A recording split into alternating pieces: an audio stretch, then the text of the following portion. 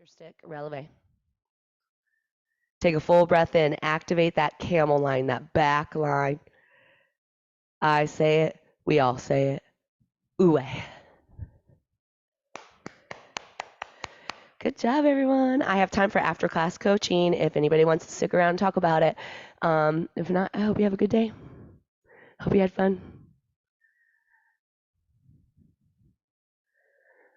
I have a question for you about Camel. Since I'm doing yoga, in yoga, when I try to do Camel, of course, I'm sure I'm not doing it correctly, but I get dizzy when I go back. Did you get dizzy today? No, I didn't get dizzy today, but I felt like I wasn't really getting into the full expression of it. Well, depending on what the full expression is, right? So I don't know for sure, and I bet Ken probably got dizzy too, and we'll talk about Ken. But the fact is that, Stephanie, can you confirm, do you do this in yoga? Is that how you're doing it? Is that how yoga people are still teaching camel? Yeah, From for a sure. standing, kneeling position, back and down, right? Yes. So just to recap, that's how you've been doing it in yoga. You felt dizzy doing it in yoga that way. But today we did a completely different approach and you did not feel the dizziness. Right. Okay, so the lumbar spine and the cervical spine are the same. So if 90%, no matter how good anybody is at yoga, this is kind of what my point was. This is why I cannot handle yoga. Why can't they change their ways a little bit, right? Like, why are we still teaching this pose in the same way? And that is because 99% of the people is going to happen here.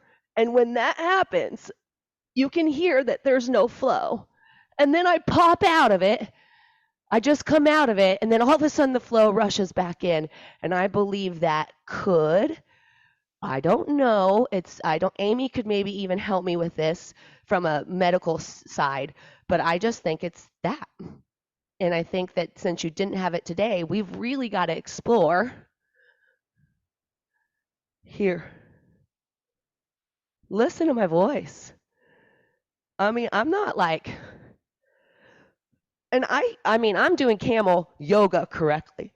Okay. And the other thing is, here doesn't allow you to accidentally move your head. Because as soon as you trap either inward curve, to me, that's that.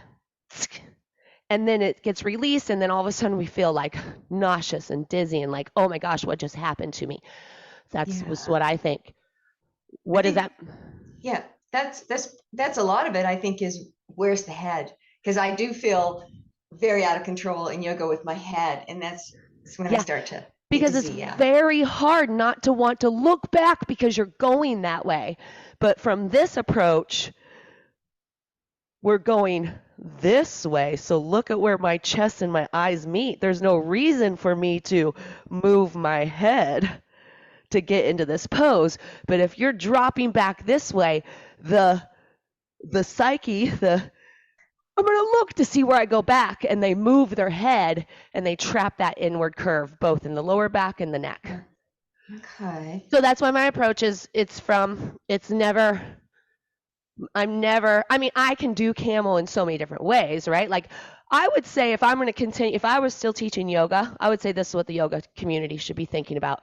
No more going down in camel if this is where if this is the hill you're going to die on, like this is where this is what they did back in the 1800s, then I think it should be more like this, right? Like, not go down, just practice going back. So if you, in yoga, you can't really do different. You have to do what they're doing. I would suggest, Stephanie, not reaching to your heels and just practicing this. That's what I would do. Okay, that's helpful to hear, because I think that's part of my problem in camel is I'm afraid I'm going to get nauseous. So now I feel like listening to you, I can do this step by step and not have to worry. That's not going to be a worry. Yeah, I think I'm gonna share this lesson and itch the yoga community today. because this is why I had to leave the mat, because I had to teach differently, right? Because my body couldn't move. Think about when my hips went. This was not a camel I could ever do, because my hips, it would just be so arthritic. I didn't have this, especially in a rooted position. The only time I ever had full hip extension during my hip arthritis was when I was in headstands. So when I was upside down, could I experience full hip extension? But in camel, the way it was taught in yoga, there's no way I could do that. So I either had to give up camel or give up the traditional way of doing it, right? And that's my thing, is like yoga is set in their ways. Like, this is how my guru did it in the 1900s, and this is how I'm still teaching it in 2023, even though our human bodies are so different than the way yoga was created back in the day. So even this for people's hips is not good. It's here. See how like I could zip? So it's funny because somebody said on TikTok the other day, yeah, but you didn't move like that when you had hip arthritis. And I was like, yeah, I did. Yes, I did. Because I kept moving and I found different ways. This didn't work for me anymore. I had to give up camel, or could I find a new way? So this was, see that? But I'm not shoving my hips forward. Is that, yeah. So it's more, it's like that zip. And a huge difference in how your spine moves too. Well, thank God. Yeah. I mean, or gosh, sorry. Thank gosh. But yeah, for real. Yeah. But it's because I made changes.